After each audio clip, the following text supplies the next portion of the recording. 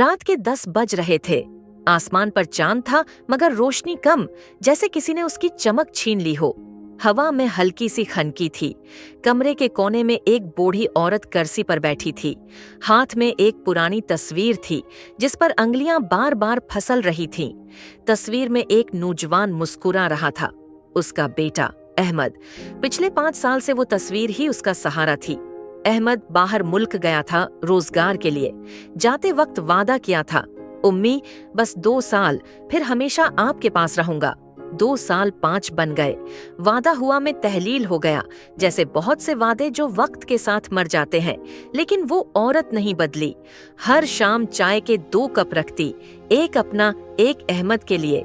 फिर वो खुद ही आहिस्ता से बोलती, आज भी नहीं आया, चल कोई बात नहीं, कल जरूर आएगा।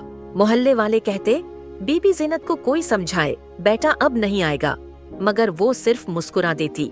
इस मुस्कुराहट में इतना यकीन होता कि लम्हा भर को लगता जैसे अहमद वाकई दरवाजे पर आ जाएगा। फिर एक दिन डाकिया आया। ज़ीनत बीबी के हाथ कांपने लगे। उसने खत खोला, अल्फाज धंधले थे पर मानी वाज़ेह, माँ मैं वापसी की तैयारी कर रहा था मगर किस्मत को कुछ और मंजूर था, मुझे मुआफ कर देना। ये अहमद के दोस्त का खत था। उसके अल्फाज के आखिर में सिर्फ एक जुमला था, अहमद हमेशा आपके लिए दुआएं करता रहा। कमरे में खामोशी छा गई।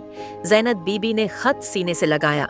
आंखों से एक आंसू गरा मगर चेहरे पर अजीब सुकून था।